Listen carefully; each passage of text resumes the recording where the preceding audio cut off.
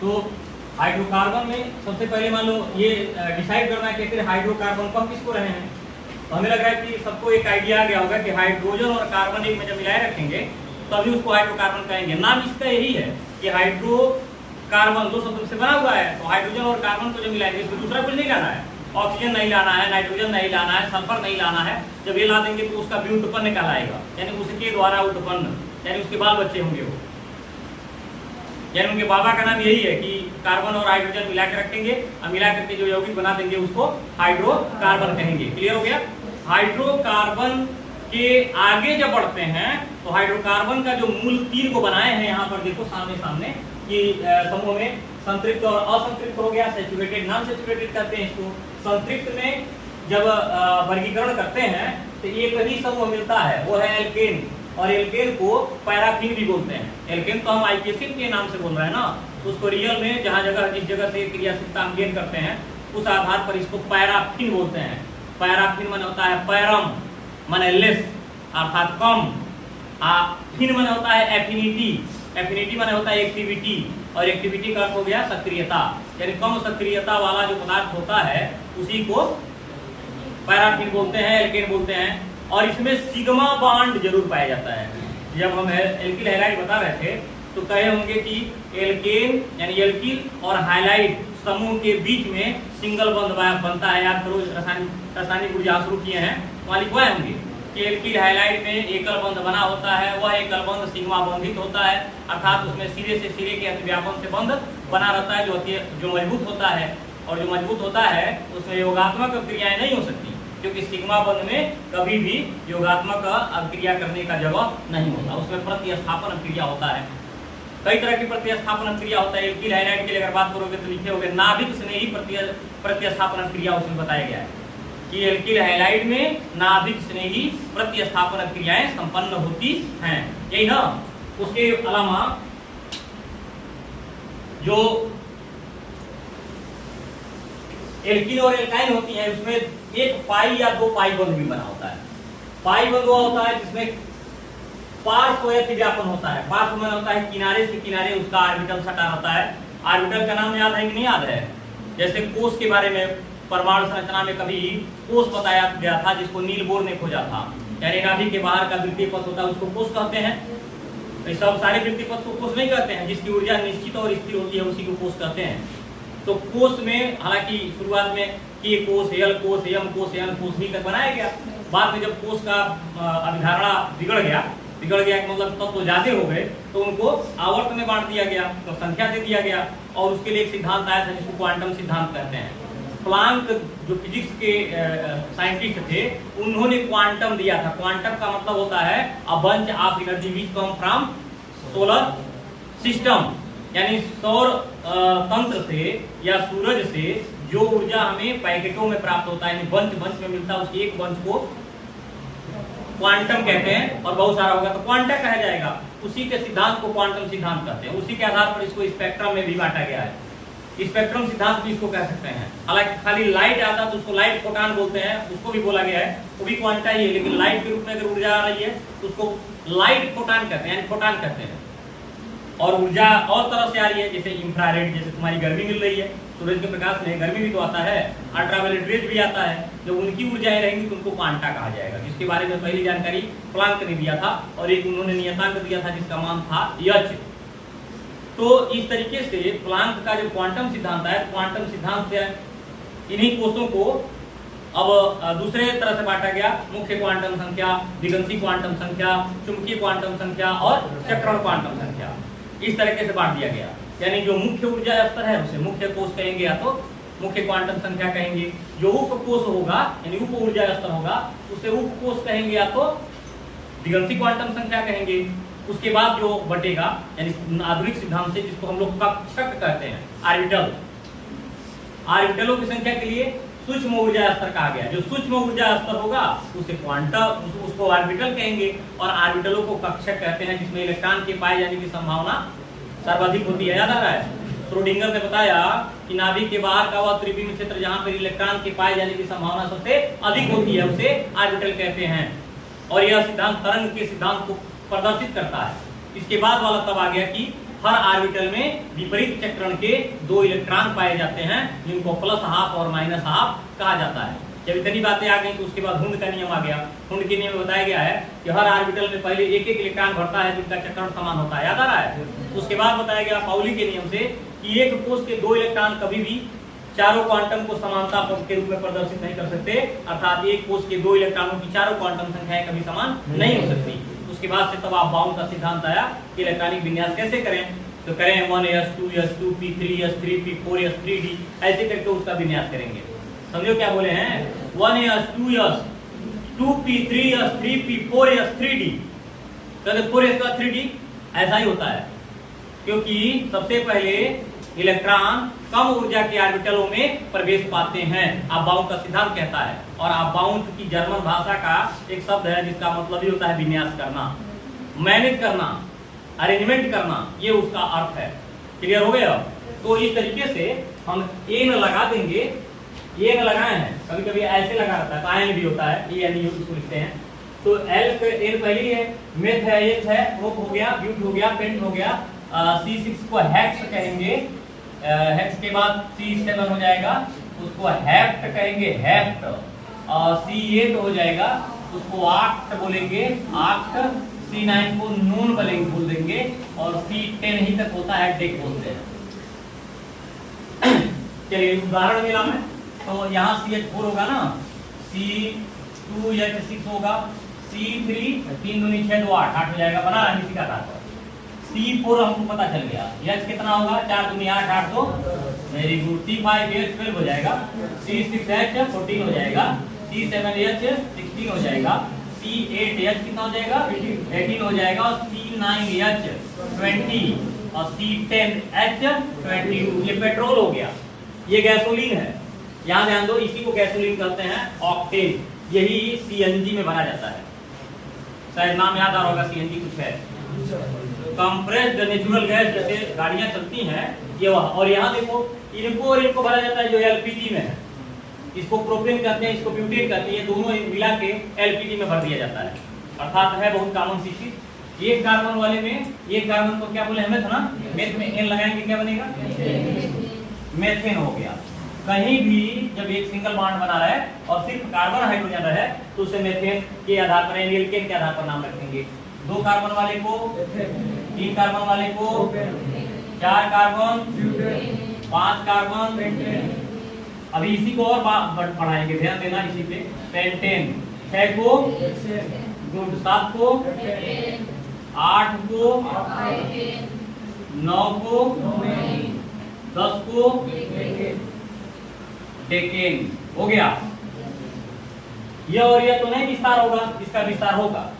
देखिए इसको हम नॉर्मल पहले लिखते हैं, CH3 CH2 CH3, दिख रहा है ना, इसको नॉर्मल लिख दे रहे हैं।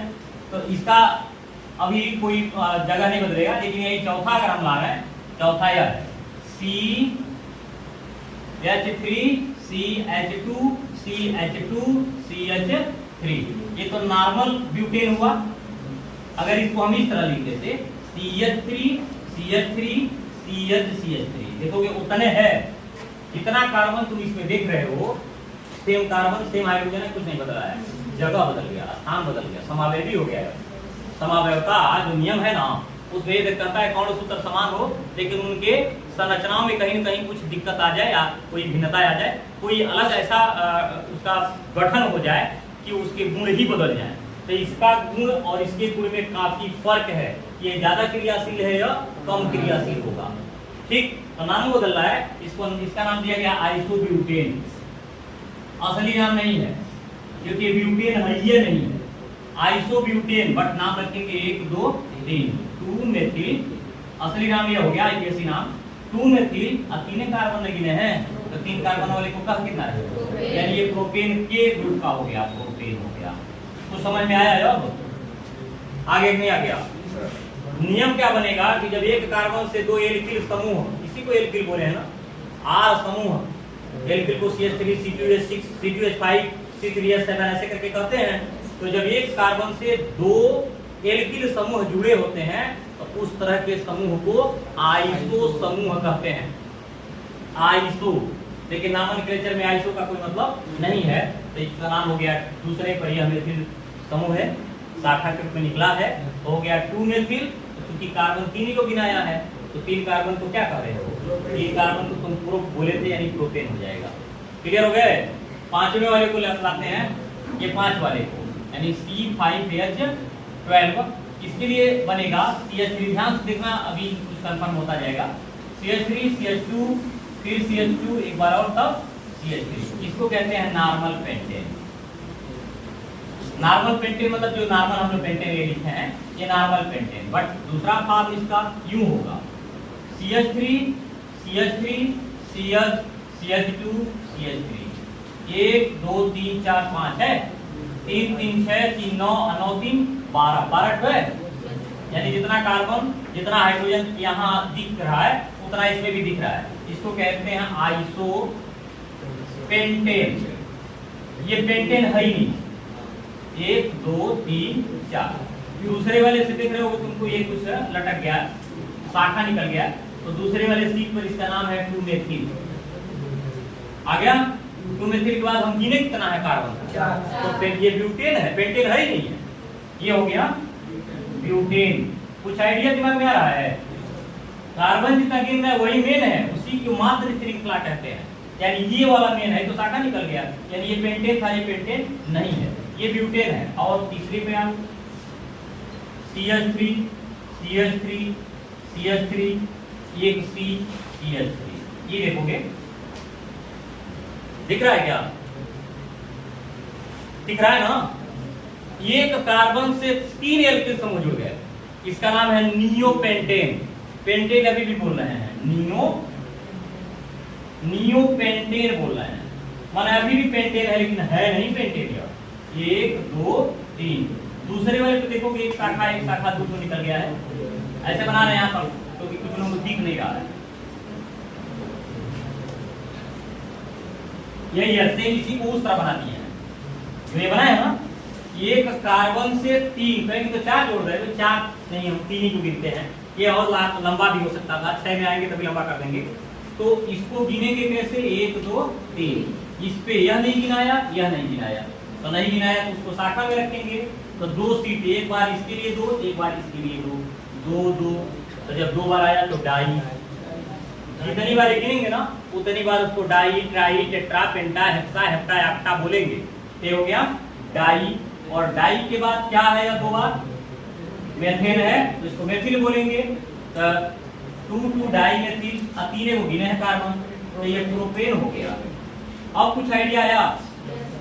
जैसे तुम लोग खोज रहे थे कि कहां से नमवा आखिर निकल के आ रहा है, तो देखो हम यहाँ डायरेक्ट नाम लिखे थे तो खाली कार्बन गिन गिन के रखे हैं, लेकिन जब हम संरचना बना देंगे तो संरचना के आधार पर उसका नाम बदल जाएगा।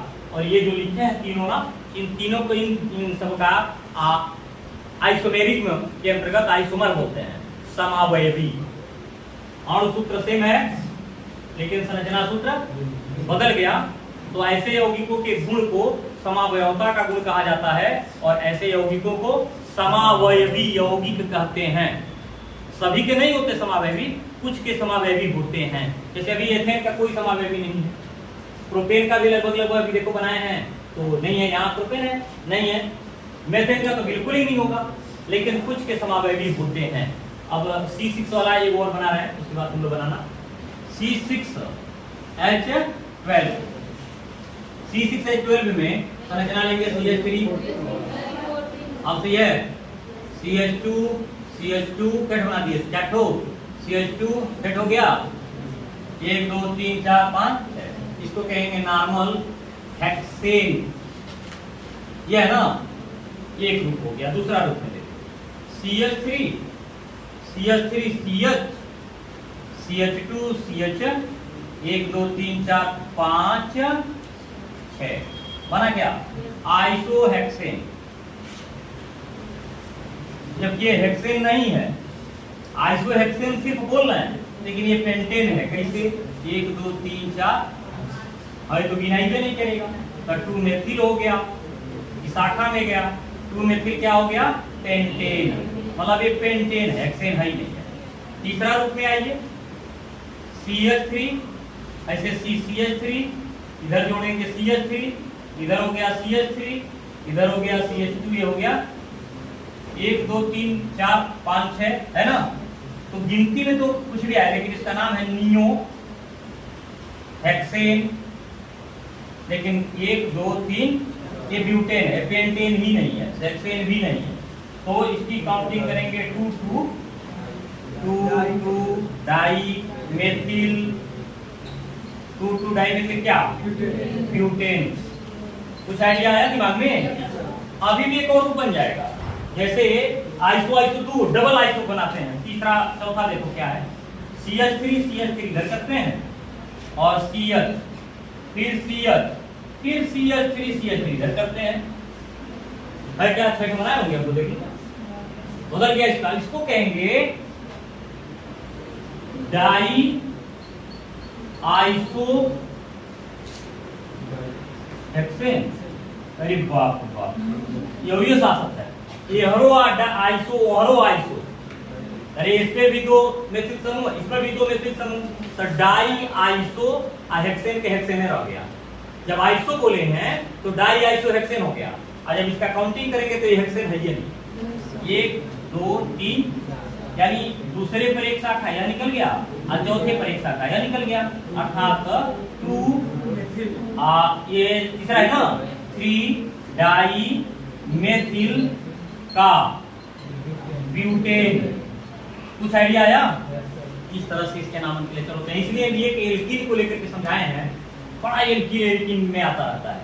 अब इसी तरह से एक एक समूह को टाइम देते जाओ, जल्दी जल्दी उतारते जाओ।